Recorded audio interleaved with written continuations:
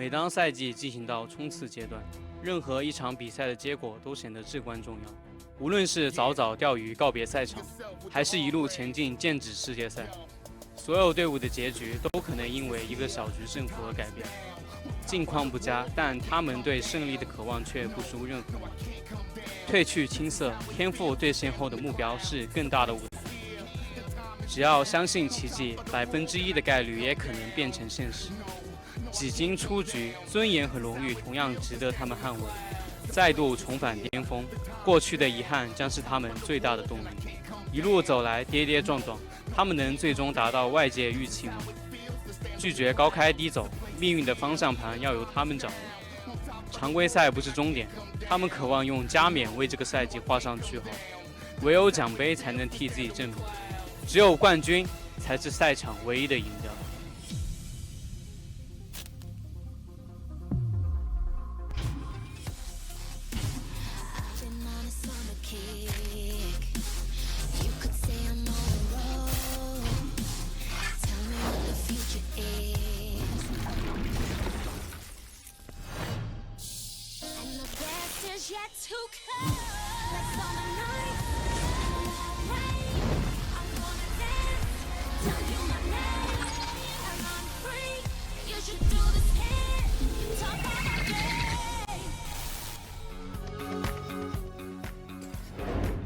Live in the Beijing RNG arena as we await the start of our match of the week, RNG versus TOP Esports. Two teams vying for those top 2 spots, both sitting on 9-1 for RNG and 9-2 for TOP.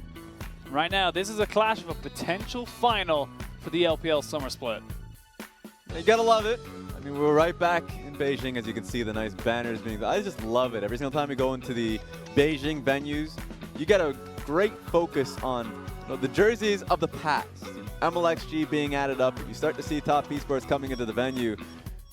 It's a slick one. It's in Wukesong. It's in Beijing. It's a really good area. And for TOP Esports that made the trip over. Wait, that's actually. Wait a minute. How do they have their pictures up? I was gonna say, that wasn't an RNG player. I think that was. I think that was TOP Knight. Esports player. Yeah, Knight coming in. So I guess they just wanted to showcase this is where your door is at. Come right over. So that's going to be nice. It's awkward for Knight that comes in. He's like, how long did you have this portrait up on the screen? How many other teams have seen this? And yes. RNG, home, their fortress, if you like. Very hard to see them losing, but if any team's going to do it, it's going to be TOP. Yeah, 100%. In TOP Esports right now, looking damn dominant. They're looking incredible at this stage. And I mean, whenever you see them, it seems like they're getting stronger and stronger. I thought they kind of peaked when it went to Rift Rivals. The questions about, 369 and XX coming up once again, but it feels like their most recent performances are getting a lot more focused on what their strengths are. XX is starting to buckle down around those players, and right now it's only positive. So I want to see what happens when they go up against tough competition. And you can't mention TOP without mentioning the mid lane, Knight. This guy, he is potentially the MVP of the regular split. Yeah, I mean, look, Spring Split, he was damn close to it. He gets second place right next to Doinb. That's what the juggling was, right? It was a juggle between like the leadership and shot calling and, being able to bring FPX to first place. That's why it got Doinb over that rope. But then you go to Knight, who is just the best mechanical mid laner you could even say in the world right now. And it's just about him getting to that next step, going to playoffs and being able to not just be that sole carry, but when they went up against Victory 5 last series, he just outright dominated. He did what you kind of thought wasn't going to be possible in being able to be that 1v9 player. Comes into these team fights, able to come in a huge advantage, 10 minutes into the game, comes out with 3 kills. 1 minute later is even worse. That's when you start kind of sending in the white flags, because this happens. Yeah, I was gonna say, and when you're feeling good, you're feeling good. And quickest game of the LPL summer split so far, and game 2 wasn't much longer. Well, this was, you say game 2 because they played the same champions. It was the Zoe that now Xiahu picked up and went wild when they went up against Suning. So it's gonna be fun. You're seeing 2 fabulous Zoe players in Xiahu and Knight, and then they go clash up against each other. Right now, when we talked about the MVP race in the spring split, you believe these two players are going to be the front runners of this MVP race in the summer split. And you can see Xiahu versus Knight on your screens.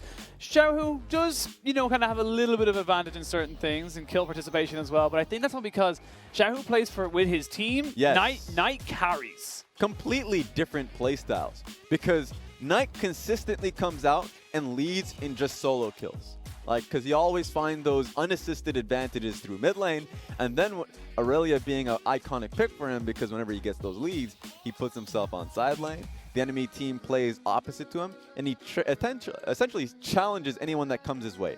Mid laner matches him, he looks for another solo kill, or just scares them away, and he just picks up all the solo experience and gold to himself. So one essentially splits up the map, plays strategically, and then looks for 1v1 outplays. Xiahu, you're right, plays to the team because you have Karsa and you have Uzi that you can rely upon. And that's kind of the big thing that kind of separates these two teams. You look at top, I wouldn't say it's only the Night Show, but it's very, very heavily... Very damn close to the Night Show. Very damn close to the Night Show. Whereas RNG have kind of gone away from the kind of old perceptions of it's the Uzi show. And now all of a sudden you're looking at this team that's just, you know, threats from all lanes, all angles, and they can play whatever way they want to play. I love that adaptation that RNG has made historically because it can't just be about that 180 carry. In fact, that's a lot of the lessons they had in 2018 Worlds when they were on that final lap towards that golden road where they got MSI, they had Rift Rivals, they had Asian Games, they were racking up championships. In fact, they had to find another room for all those trophies. Yeah.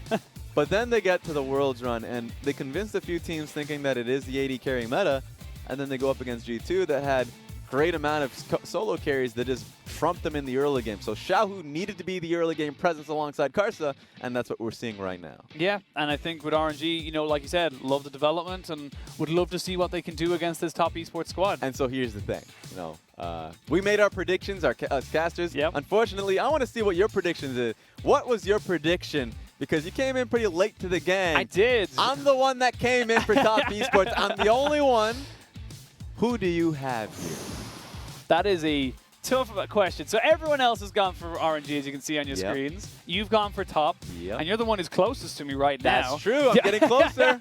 I'm getting closer. I think it's going to be... Say? I'm going to say 2-1 top. There we go. I'm going to say 2-1 top. I do believe... You were within my sphere of influence. Yeah. That's what it comes Quite down to. Quite literally, your arm could hit me. Sphere of influence swing at me. Boom! Yeah.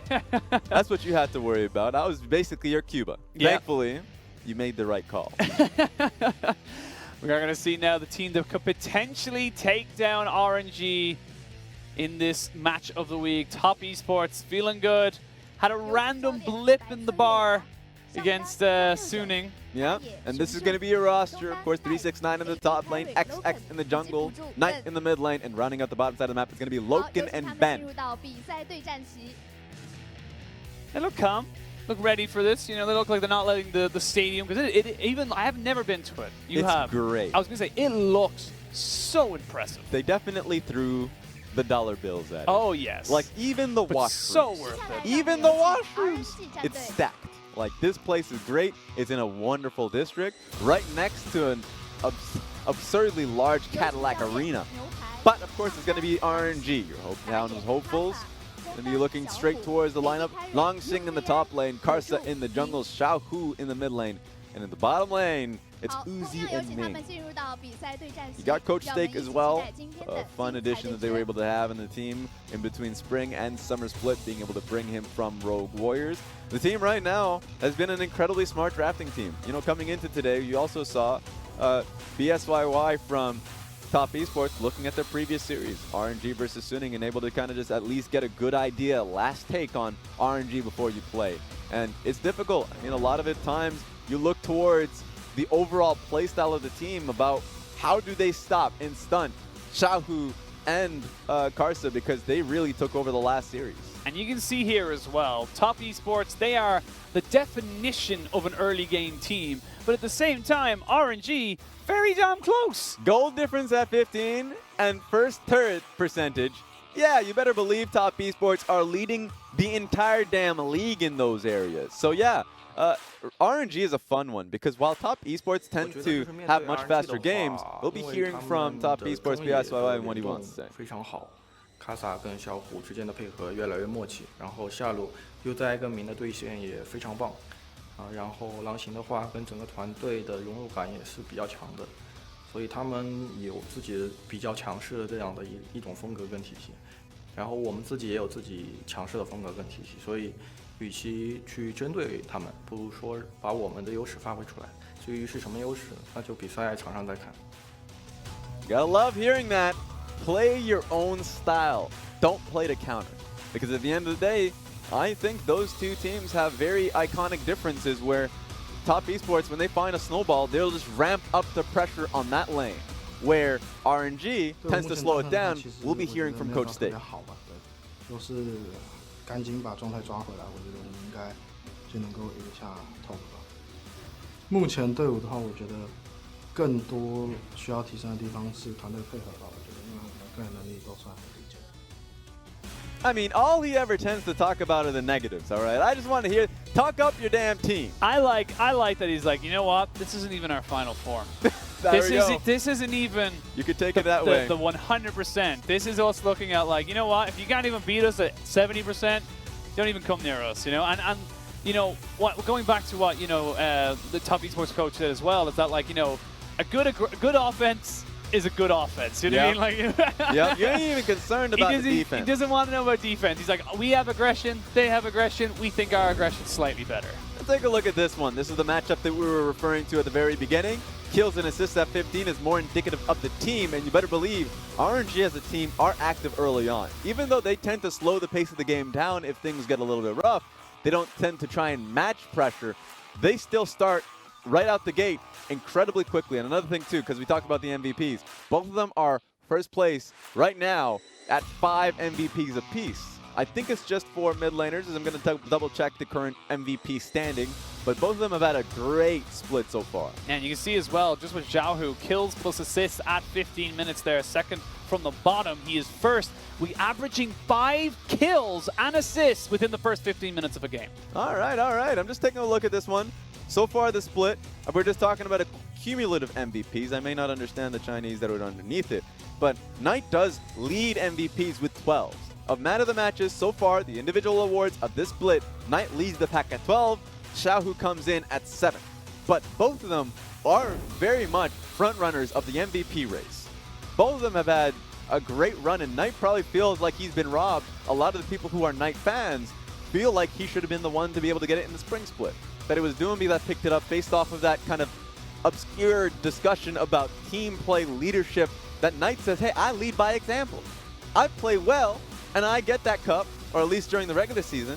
And so a lot of it now comes as a, an added pressure onto Knight to perform during these major moments. And what a stage, if you like, to be able to kind of prove that you are one of, if not the best mid laner in your league. You are going against Xiahu, the guy who we have just been talking about non-stop for the last few RNG games, because he is the guy, and I'm curious to see what they both bring out in this game 1. When that Dorito crunch, you know what time it is.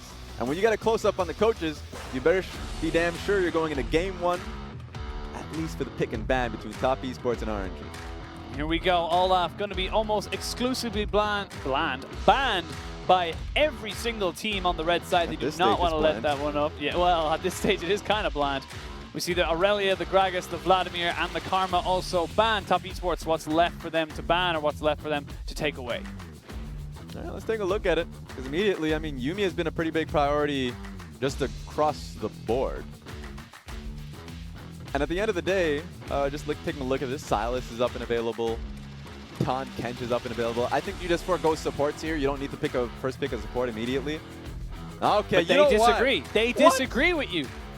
I mean, Ben will just easily pick up the Tom Kench. He's actually pretty fine with just that matchup, even with the changes that Tom Kench got going into 9.14.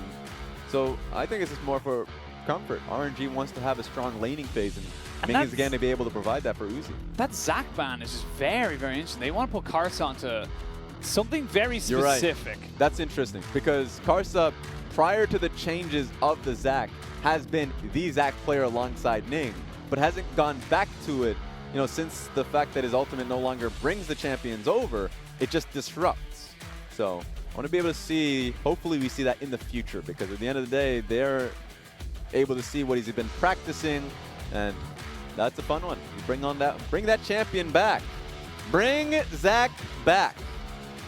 Has changed back to, reverted if you like, his Let's Bounce. It's no longer a Let's Bounce. It wasn't a Let's Bounce. It's more like a duct, if you like, in the old school. But now it is back to a displacement. So taking that off the board, they obviously know something that we do not. Ezreal locked in. Jarvan locked in for XX as well. So we see the Kai'Sa picked in for LokeN. And right now you're looking for, well, it looks like RNG building towards what I can imagine is just kind of a standard laning, safe laning with poke comp. Yeah, and I mean, if there's one thing we do know about, is the fact that RNG's, as you said, going straight towards that poke. He's going to be, we're going to be seeing quite a lot about it, like, you know, the mid game, a lot of poke to get leads. That's why I want to see going into the second phase, how do they end up just kind of turning that into a net positive, a team fight positive, a team fight champion. A Jarvan is something that, you know, coming into this phase, I would be expecting to be picked up. Top Esports should just outright, yeah, they already have it for themselves, so I'm not even going to concern myself with that one. That was picked a while away. I'm actually pretty concerned about Karsa is going to be picking going into the second phase now. I was going to say, with the jungler picked for Top Esports and the heavy focus that was put in by, you know, Top in the first banning phase, you'd imagine that more focus will be going into those jungle matchups to get XX just a much easier time and make Karsa really dig deep into his champ pool. Yep, ban the Lee Sin. He's pretty damn strong on that champion. Gragas has already been banned by RNG too, and RNG, Karsa had a phenomenal game one with that pick, so it's going to be really decent struggle on him. Rek'Sai still available. Sejuani as well. Yeah. So there's technically still that kind of insurance policy that you can go towards. In fact, I'm surprised that there was a Zac ban before the Sejuani ban. If you're worried about the team fight startup, Sejuani is going to be an easy one to be able to be afraid of. See the Zoe ban there.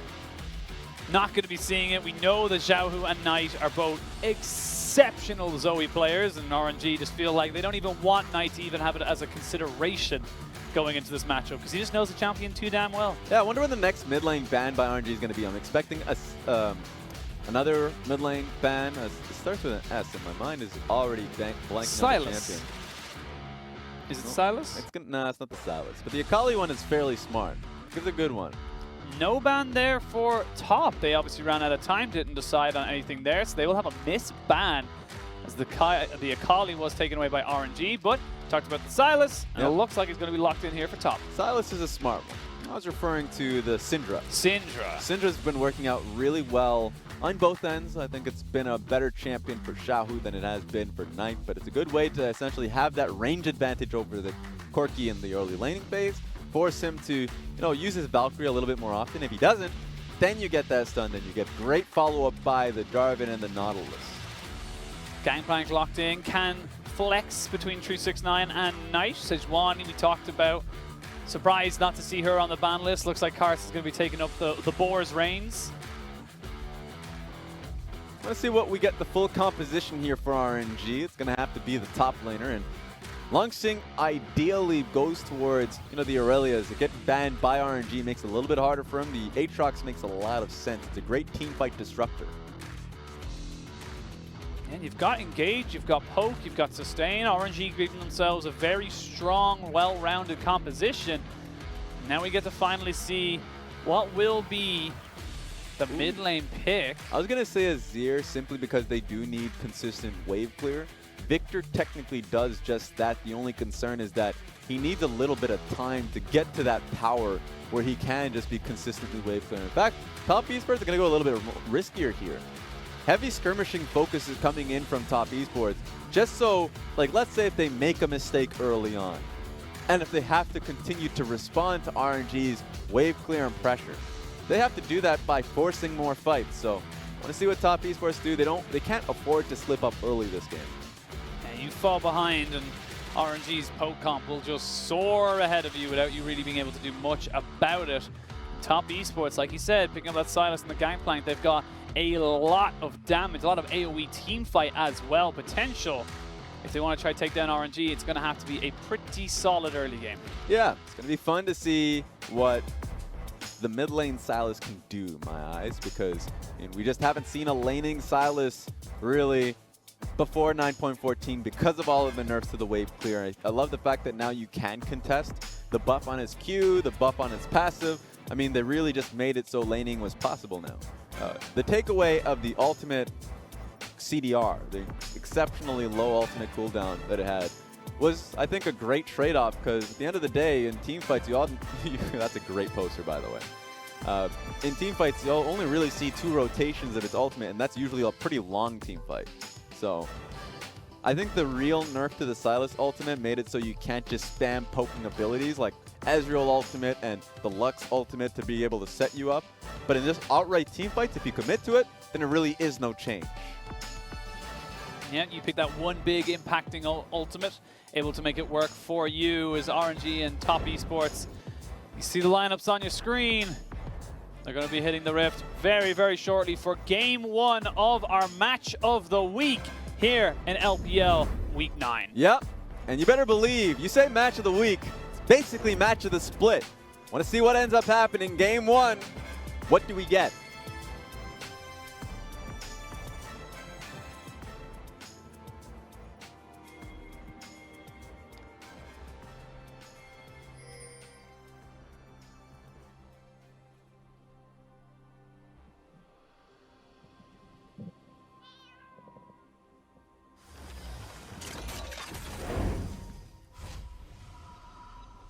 All right. No need to wait for cheers. We get no audio. We do see a beautiful flag, though. I love the flag in Beijing. And even better, we don't get to see it too much these days. But the camera pans up. You can see the moon in the venue as well. They have a damn moon in that venue. So sad that we don't get to see it nearly as often. I was going to ask, is it open air? Actually, that would be a great idea. It would and it wouldn't. When it rains here, it really rains. Yeah, sky ceiling, something. But it's built in the venue. It's nice, it's beautiful. It's also lit. Lit in both ways. I was just about to ask. You caught me before I could ask. But you see there the ruins popping up onto your screen. You actually see the electric route for Langx. And I actually like this 369 going with the respectful grasp the Undying rather than the kleptomancy. Yeah, I think that, I mean, if we're just talking about how laning phase is supposed to go, you're right. The grasp the Undying being there for 369 is great for just out being able to trade within the lane, pick up extra HP along the way. For me, a lot of people wonder why we're seeing so much Corki. A lot of it is the fact that he can get out of laning phase fairly free. A lot of the champions that ultimately pushed him out are gone, or at least fairly difficult to be able to accomplish that. A lot of sustain in the laning phase matchups, and if we're talking about sustain, guess he just got mana potion off his Kleptos. So not only is he going to get additional sustain based off that RNG, also he gets that additional gold so he can get a Triforce a lot faster. Makes sense that the RNG gods would be in favor of RNG. Again, like you said, a little turnaround there from Knight. And this is what you talked about in the pregame. He wants to constantly challenge you, wants to make sure that you're on your toes. I love the fact that he's electrocute here too. You see both sides, which is electrocute. Sometimes you see, conquerors, but then you see the aftershock. But he's saying, no, I'm getting straight in it. Xiahu finally looking like he might be being tested in a laning phase, forced to back away immediately. Yeah, because the way Knight traded through that wave made it so the major cannon minion was actually still pushing in favor of TOP Esports. So it's pushing away from the Corki. So Corki made a good decision, had to base teleport with full HP, so he could test that wave and has a decent laning phase past that point. But Langx is in a pretty dangerous HP range. Down to about below half. 369 burning him down as well. Does have a ward in that bush. We're going to see XX and 369 pushing forward on top of him.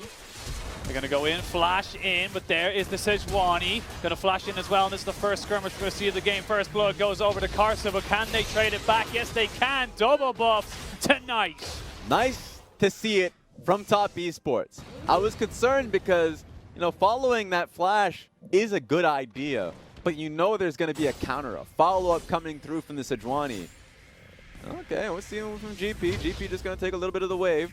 But at least the teleport pays off for Knight. He ends up picking up the early kill and extends the advantages that he has. You can see this, XX, he's just waiting for the flash, and then as soon as it comes out, he follows it up. Yeah, and so of course you can see Silas is back at base. Didn't think that he needed to actually come in and help out the team in this situation when it finally happens. You know, XX is pretty much always hovering that finger over the trigger. He always wants to look for the play. Thankfully, Knight bails himself, or at least bails the team out of that situation. 369 taking a little bit of a beating there from the Atrox, but does find Really? himself with a 14 CS lead. This is fun. Like, Top Esports are a team that constantly moves, is always looking for positioning on a play. And RNG are usually a pretty good team to match that, but primarily want to play it far slower. Nice challenge here from Karsa.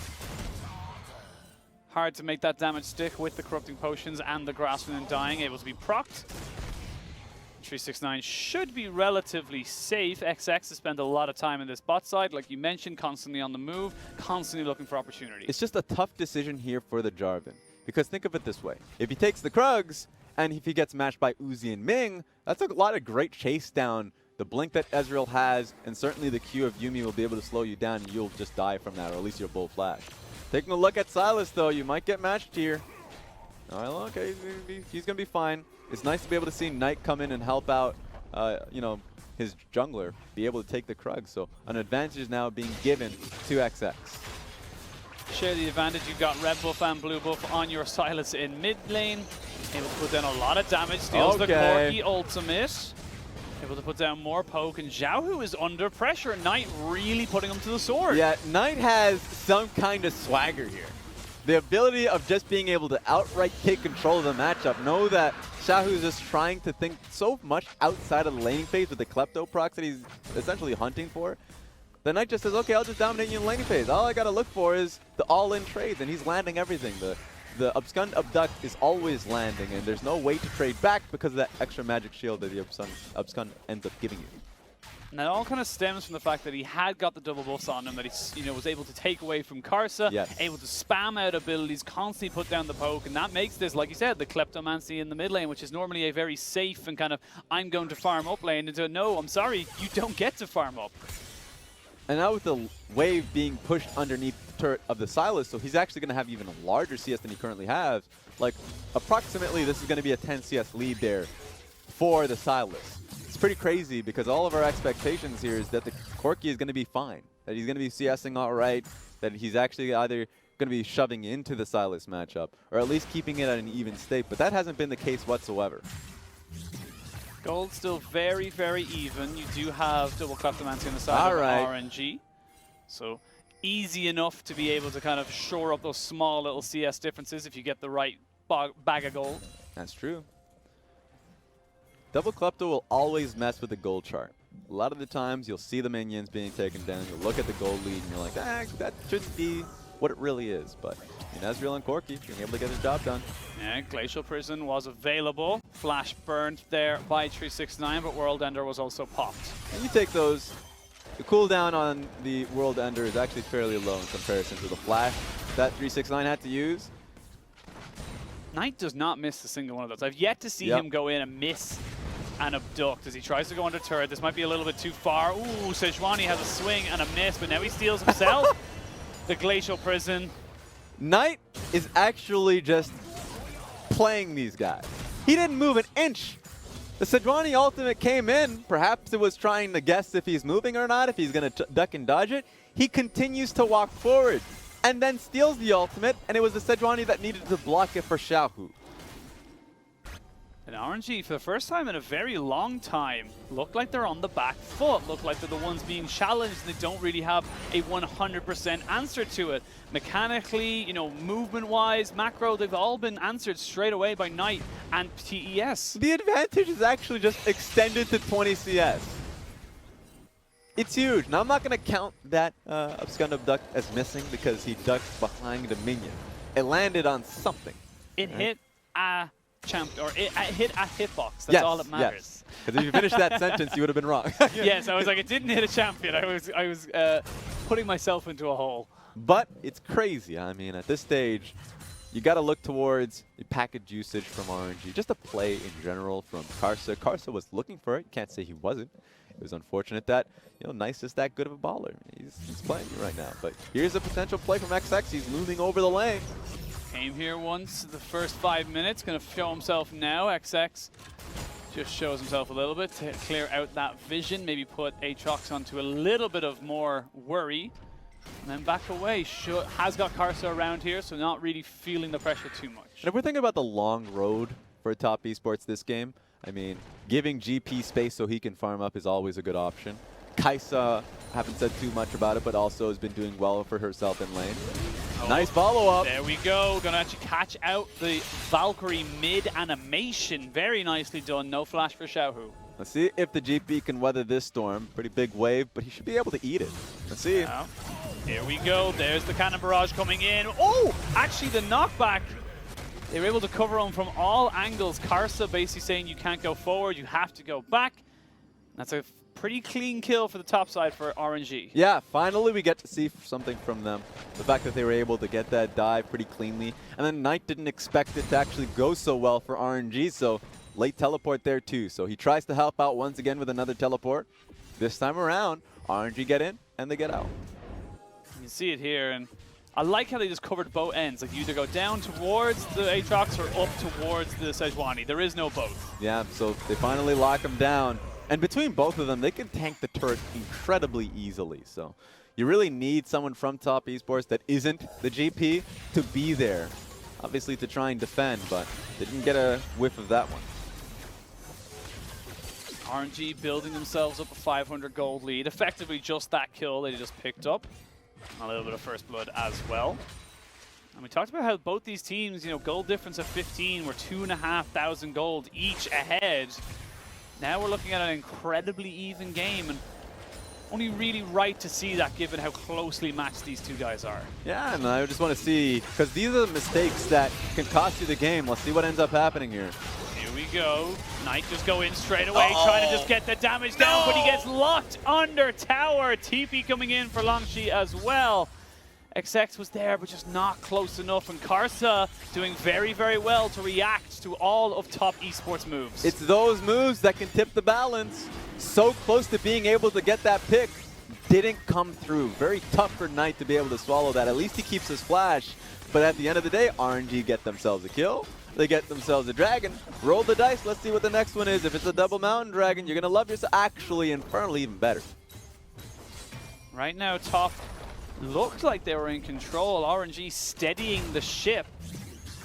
Definitely showing that they will not go down without a fight. They need to show Top Esports that we're the legacy team. We're the ones who almost made the golden rod. And this was just perfectly placed by Karsa. Yeah, played well, I'll say, right from the get-go from Knight. I think Knight played this run out well from the very beginning. It was unfortunate how long of a road XX had, because not only was there that difference between that distance there where Karsa could help. Let's see if they can cover the distance to get onto Langx.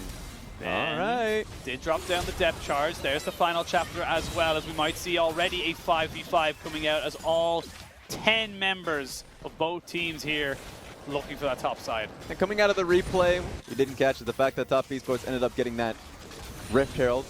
At least we got it. We didn't get the context, the setup behind it, but at the end of the day, RNG, when they picked up that dragon, had to go back to base. Good timing from TOP to be able to respond effectively, and now RNG has to defend. It's going to be pretty tough for them to do so. But I like the reaction from RNG. They realized, obviously, that they had to send everybody towards that top side, otherwise a Rift Herald drop would be almost certain. As I say that, though, Hook misses, and LokeN takes a lot of damage. Needs to be careful with that WQ combo. XX sitting in the bush, hasn't been caught just yet. Just go flag and drag in. There is the killer instinct along with the cannon barrage. The Sejuani ultimate misses. Couple of flashes burned, but here comes Knight. Everyone from RNG is on full retreat mode. They're going to drop the Rift Herald and just look for more gold. Yeah, at least they get out for free, but these Sejuani ultimates are not working out as well as you'd want them to. And that's just how life is, right? So far, at least one of them got and nailed down Knight when he was going in for the dive in mid, but since that point, I mean, overall, they've been left wanting. They pick up first turret, get themselves a nice bit of gold, and take the gold lead again, only about 1,000. So they're going to be the beneficiaries of the early lane. Xiahu, who's got his Triforce. They've got the Muramana, or Manamune, excuse me, soon to be Muramana on the Ezreal. He's actually just one minion off of being able to get that extra bit of gold from Cull too. So Xiahu just wants one damn minion. Don't go back to base. Get that minion. And then he's going to be able to, you know, invest towards, I think looking at the composition that Top Esports have, I would want the rapid fire cannon. Well, I mean, okay, technically IE is better because there's an incredibly low range from Top Esports, but talking about that, 0 plates. Versus 7 plates. Yeah. Purely 1,000 or 1,100 gold in favor for Top, but that's kind of all they have right now for their advantages. And even then, it's only a 500 gold lead, realistically, as that last minion was picked up. So a nice little payoff there for Xiaohu's Corki. Yep. They have full vision of where the Aatrox is roaming around. Do they want to collapse? Maybe that is the answer as they look to just try and push down this bot lane turret and trade it for Top. All right, trading turrets is... Look, ordinarily, I think that's fine. Only problem is trading for turrets when you're 1 minute and 30 seconds off of the next dragon. Top Esports are not only going to be able to get the full pressure towards the bot side of the map, set up vision and deep in the red side jungle, they're certainly going to stick on the map so they can at least get that Infernal Dragon. It's going to have to be RNG trying to defend for it. They're in a pretty much a losing position. Triforce finished up there for 369 as well, so you're looking at some pretty big item spikes coming in. The one item power spikes you see from Knight and that Proto Belt. A Triforce for the Gangplank.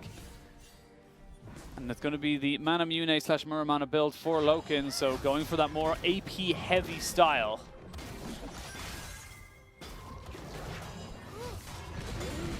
I imagine we won't see much happening from either of these sides until that dragon spawns in just under a minute. All right. I say that. What do we get? Oh no. Xiahu found 369 someone. run! 369 is going to have to try and run away, but don't know if there's anywhere he can go. There's the Cannon Barrage and the TP flash just to get an auto attack down.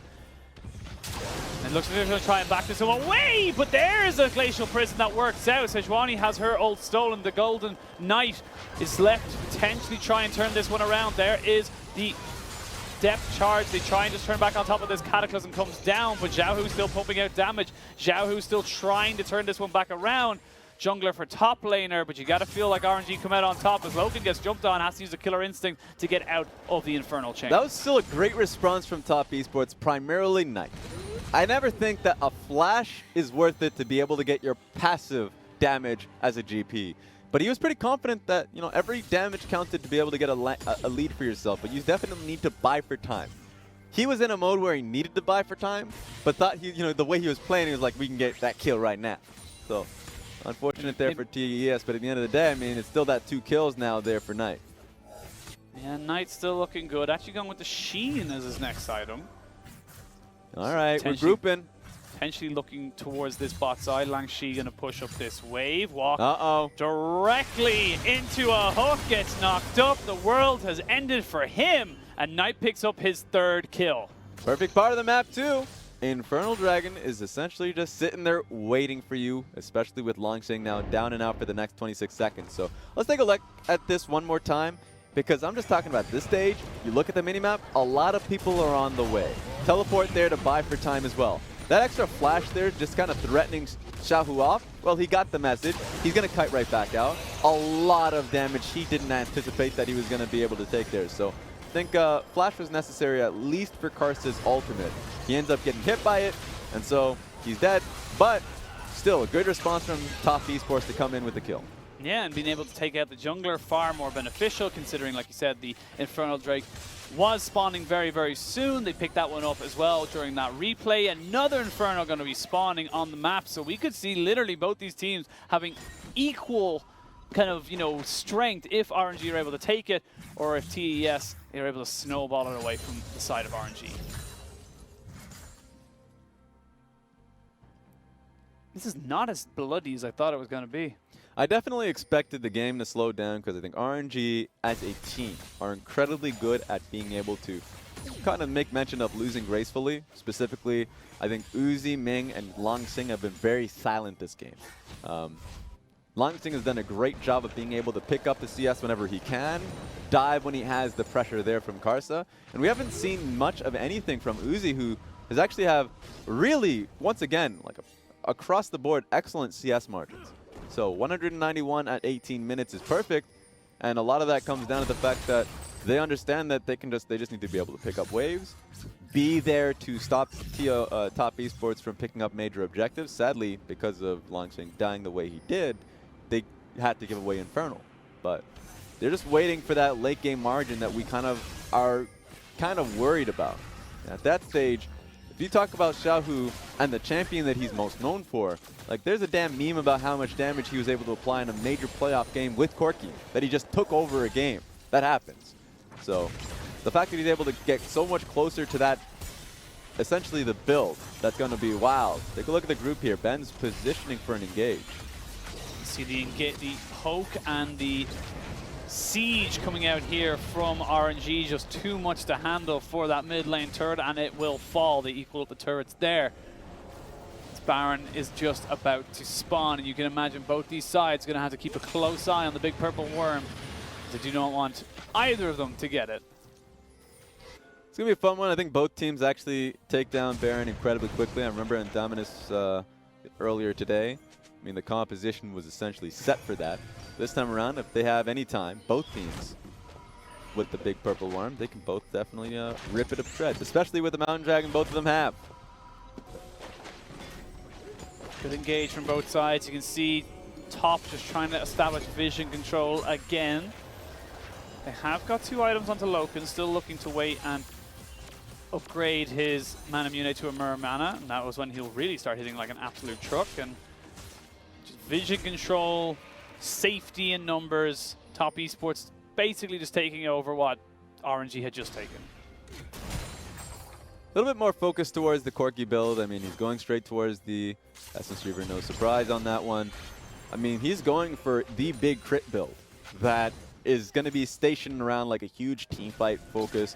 All of that lead that currently Knight has, especially going towards Electrocute, you better believe he's going to be putting himself on side lane, not trying to group up against the damage that Uzi and Xiahu will be able to provide. So I think right now TES are going to be in a position where they feel like they need to fight now.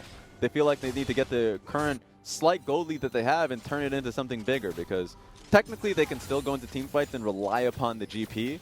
But if we're just talking about execution focused, like eyes on the strongest members on the map being able to perform, you know, a lot of people will go to Vegas and put a lot on towards Xiahu and Uzi to perform into high levels. So RNG definitely have a lot going for them.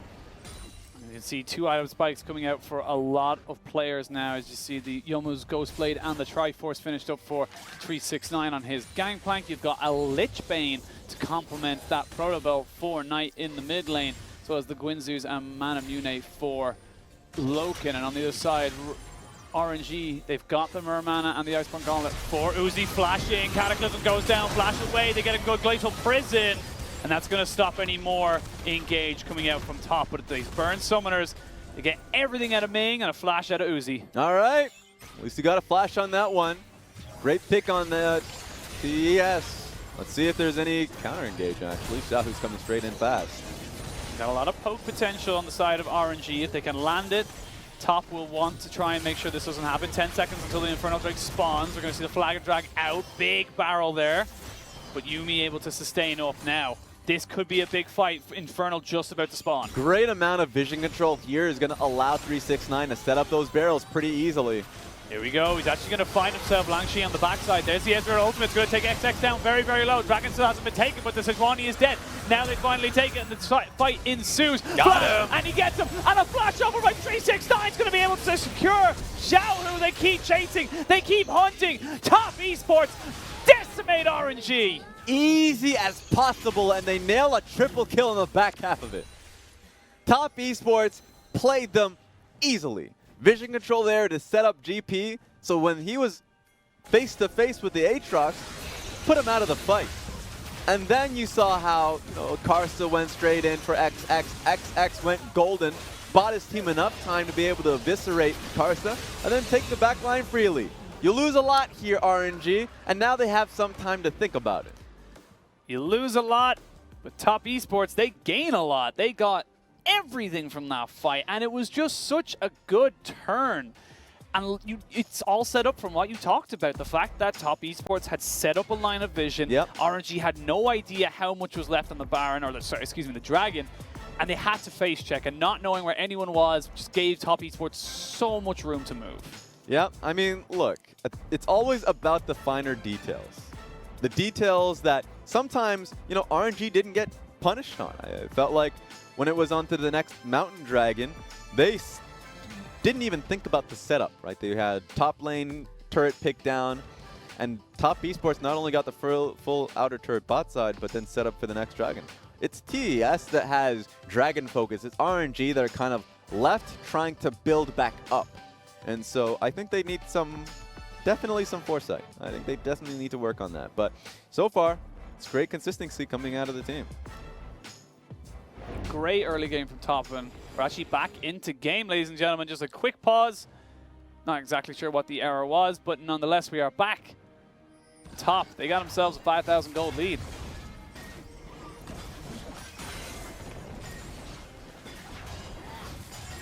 I'd love to see that replay as well. Oh, it's definitely... It's in 100%. The works. It's in the back 100%. It's one of those things whenever you see you know, a GP in the perfect position in team fights. And I'm just talking about, even though it wasn't a team fight for GP, put the barrels down, you're thinking about that massive 3-man barrel, finds Langx and takes him out. And then you see a great Ezreal ultimate, sure. But XX is able to buy for a lot of time, get the smite on Dragon, and then turn on Xiahu, who's incredibly low. Great pick onto Langx, who is essentially stuck dealing with the cheap GP, and then the subsequent fights work well for Top Esports. Great hooks all around there from Ben. I love the commitment from everybody on the side of Top Esports as well. It was an immediate, you saw a 369 flash, you saw the flash in from Ben, Knight flashed as well. I'm almost certain you can see almost like, you can pretty much time when they all flash together because all their timers are almost identical in terms of when they come back up. Karsa's still in a pretty good position for a defense on tower, but TOP has been playing this one out well to slowly move towards it, not take any unnecessary risks. And take a look at the Silas. He's going to be pretty key in seeing the minimap. Trying to, if he can find a pick, great. If not, he can go towards the side lane and have that shove happen. I want to see what his goal is going to be. It seems like he's going to go straight for the side lane. Do the Dragon Gods just know when we're on a match of the week? Hell yeah. They just know. They're like, you know what? We sort you out, boys. We got you. And we're going to put in double Mountain, triple Inferno just to set you up. That's what you need. Get the audience going. You see Top just utilizing their Baron push, as well as also having a Lichbane on your Silas, helps to be able to take down those turrets very damn quickly. And now this is a real danger zone from RNG. If they can find a really good team fight, extend the game, you know, allow RNG to be able to get rapid fire cannon on Xiahu and Uzi to be able to get to his, I believe, either Gunblade or Blade of the Rune King, but you better believe it's going to be Gunblade. Take a look at this. Here we go. Final Tempter comes out, but there's a Cannon Barrage in response. I just don't think you have the damage. Uzi was not a part of that fight. You lose 2 and the tower. RNG trying to force something, but not on the same page. I mean, I think RNG had no chance to be able to defend that. Not a single opportunity. Top Esports already did a great job forcing them on towards the inhibitor turret, and then they just bait and switch, move up towards the mid lane. It's going to be even harder now for RNG. They need to get out of here. Oh, Uzi, so close, he's burning, but he's not able to go down. But who will go down is Xiahu, and Top, honestly, looking at the death timers, they could end the game right now. I don't know. You're right. Long death timers, I think Langx can't take any more unnecessary risks. Keep them out of an orange reach. It should be Top Esports that need to base, because I've seen so many LPL games where, you know, you look at it, sure, long death timers, but it's always that one guy that thinks he can defend the inhibitor turret, and then he dies. And you're like, okay, now it's a longer death timer. It's like, well, I'll try and defend the Nexus turret, and then he dies. You just gotta calm down. I love that RNG didn't throw any more members at them to make it an end game situation. And Top, like I said earlier, putting RNG to the sword, basically saying, we're better than you. We're the definitive #2 team here in LPL. Second only to FBX, and I don't think anyone's going to give them any flack for that. But even here, this is what I'm talking about. Uzi was not part of this fight. Yeah, but remember, both of the players from, like 2 players from RNG were stuck defending the inhibitor turret. And so you send 2 TPs towards mid, you're always going to lose. So you should just not defend that turret. Let it go because you're going to have a man disadvantage just very naturally. Look how quickly Xiahu dies. It's like an instant. Yeah, a lot of damage at this stage. Remember, it's a Lich Bane on Knight at the moment. So if he's in the thick of things, he's going to be able to get you. It's just pretty tough right now if you're RNG to be able to stop this. So I just like the idea that Top Esports had with how much of a large wall RNG placed towards that outer mid lane turret. They knew that they just forced them to respect the inhibitor in the bot lane, that they can get their way, and they did. So that was, after all of that, that Baron buff gave them a flat 5,600k gold advantage. Really? They're nearly 9,000 gold ahead. Just a little bit over it, actually. Clearing on 10,000. And for RNG, they need to get the engage. They need a godlike Karsa ultimate with the Sejuani, but we've looked at it so far this game, and that just hasn't happened. Yeah, certainly had some struggles on that department, and I think a lot of that is because of Knight, and he's defying his pick. Knight is defying how this game should be played. Cataclysm goes down. It's going to be the GA pop there for XX, who's forced to flash away. The hook misses. RNG live to fight another day. So close, but at this stage, that's a triple Infernal top. I mean, they're going to be comfortable to take any of those fights. That's a lot of damage that Uzi took just based off that one alone. All right, this is the type of game that you're concerned about. For RNG, it looked pretty good. Like they steadied the ship from the early game. It looked like they kind of had a nice idea of where everything was going to go and how they needed to play the game. And then all of a sudden, 1 or 2 fights later, the game has just fallen away from them. Just remember, these are the top 3 teams right now. And based off of just the stats, if these teams very likely could end the split very similar points. So if they come in and match points, then it comes down to the head-to-head. And it's the difference between playing an extra best of 5 if you're in the top 2. RNG don't want to deal with that one. They don't want to go through a longer road in the playoffs. But if Top Esports play in this fashion going into the second game, you don't have a choice in the matter. See Baron buff number 2 of this game taken for top as they bring themselves to nearly 12,000 gold ahead of RNG. They're going to go straight up to the top side. No need to buy items. No need to look for anything else. And they're going to look to try and end this game with one last fight. All right, you even got Grievous Wound that 369 is going to apply based off his ultimate when it starts raining down on their head. This team's going to be in a really good position. It's a lot of damage that Xiahu just took. Yeah, Xiahu took a lot. There is the stolen final chapter as he jumps straight onto Uzi. He goes golden, but only for but a moment. He goes down. They do kill the Karsa. Can Knight continue this? A lot of blinking health bars for RNG, but they're the ones the closest to their base. Looks like Top are just going to take this inhibitor turret, but is there any re-engage there for RNG? RNG should just go for a fight right now, knowing that the Karsa is down. Pick a fight whenever you can. Yeah, but it looks like they're going for it. Ben just gets tagged. He just throw out the dredge line and try and catch something. Knight taking very, very low, but the Aatrox is the one who falls. And Knight is going to keep himself alive. Jarvan will fall. They take themselves the top lane inhibitor turret. That cannon minion is not able to kill off the inhibitor. But they have broken the back of RNG. Yeah, Karsa wasn't confident to go in for the fight and just soak in damage himself. He didn't have his ultimate. So it was going to be Langx, and Langx, unfortunately, the moment they start moving behind that terrain, he's taking free damage. It's a tough game from RNG. The responsible people would say an impossible game. This is just one of those games. Yeah. It's one of those games that you try to FF and there's that one person that truly believes, or is just trying to troll the rest of his team, just trying to make them pissed off. I do that sometimes. You can see here as well, you're getting caught at 2 angles, and when you have got that stolen Yuumi ultimate, another missed Sejuani ult, you just haven't got the potential to really lock anyone down after that. Yeah, I mean, still, I think that LokeN at that instance was just testing his limits. So he put in a lot of effort, thought he could actually burst him down the moment the Cataclysm came through. I actually didn't think it helped him at all, sadly. If anything, it hindered him. Yeah. So we'll see what ends up happening going forward, but at this stage, it's going to be RNG. They need to find, I think, 2 more repelled pushes. If they can find 2 more fights like those, then suddenly you're getting to a pretty damn good position for Uzi and Xiahu. Xiahu's now got himself the rapid fire cannon. The next item is going to be Infinity Edge, and if he gets to that point comfortably, then great. But that road doesn't seem to be very helpful. Needs items, needs gold, but more importantly, needs time.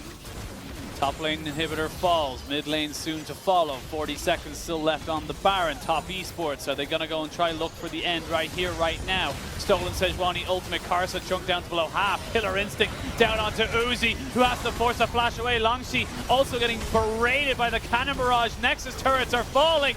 Nexus is soon to go. Top Esports are too much in game 1. First game is already setting the standard and pace here. Knight just feels unstoppable. We're talking about the MVP race. I mean, this guy already looks like he's just waving at you at the finishing line. Great stuff immediately, because like while this game really looked like it was just about the team fights that was coming through in the Dragons, I mean, you have to think about that early laning phase where he was absolutely handling Xiahu, batting off the gank from Sejuani. This guy was a damn Shaolin monk. And you can see it was relatively close right up until that mid lane defense at around 22, 23 minutes. And then it just spikes because all of a sudden, you know, Uzi wasn't on the same page as Karsa and Ming, and it's just like they all got, Ming and Karsa go in and Uzi's backing away. It just wasn't good communication there from RNG. Yeah, I think you're right about communication and wholesome team play. I think at the end of the day, while a lot of the early game was predicated and it started off of just individual performance of Knight, and somewhat of XX, that at the end of the day, RNG just didn't have the similar focus on Dragons, much like Top Esports did. Yep. That they were always on the right side of the map. They always had vision around the objective. Literally a minute and a half, maybe 2 minutes before the objective even comes up, RNG found themselves consistently having to fight into it. And then, of course, losing the fight because they didn't have any eyes on the GP was setting up barrels. You didn't have any idea of where Jarvan's going to be coming up if he wants to start the fight, or if he just backs away towards the Dragon. Had no ideas in the HP, so they can't even make the decision to actually steal the Dragon itself. So if it's going to be so much about the Dragon, let's say if this game was a Cloud and Ocean Dragon situation, it would have been completely different. But that wasn't the case, and RNG should have recognized that and handled it accordingly. Yeah, I think after the third Drake, you're realizing, okay, this is a high-stakes game. You know, a lot of pretty high-value Drakes here. We got to change our game plan. I just think even after the second Dragon, I mean, after the first Dragon. After first Dragon, you notice the second Dragon is going to be just as impactful. You play towards it. You have an idea of what the next Dragon is going to be like literally as the last Dragon gets taken, but RNG was just so focused on being able to pick up items on the side lanes that they were unperturbed by Top Esports, even to a certain degree, this thinking that they would mess up the vision control, that they can still kind of defend the Dragon takes overall, and that wasn't even close to being the case. So Dragon takes weren't theirs. XX had a pretty good take on Rift Herald as well. That got them initial control of the game. So nicely played from Top Esports from beginning to end. And we saw the coaches talking about aggression and how, you know, Top Esports were very much confident in the sense of that, you know, we play our game, we play our aggression. Yes. RNG just didn't look like they even, you know, they didn't look like the same RNG that we've been seeing for the last few weeks. I think if we're just talking about an individual basis, every team that goes up against Top Esports doesn't look the same. Because a lot of the times our focus on RNG is like, yeah, these players are looking great. But then it's always a game of relativity. Are they as good as Knight? They're as good as 369? And you put them against that situation, and Xiahu couldn't handle him. Now, to be fair, we're just talking about the pure matchup. Knight knew that matchup out of his like the back of his hand. Yep. He was able to handle it very easily. Picked Electrocute, an aggressive in-lane, solution to what Corky was going was Klepto, trying to get himself out of the lane phase. Going into the second game, Xiahu's going to put some more respect on the lane to be able to handle Knight mano a mano. We're going to have to wait and see if Xiahu is able to respond. We're going to go to a quick break. When we return, we'll see if Top Esports can take the 2 over RNG or if we're going to a game 3.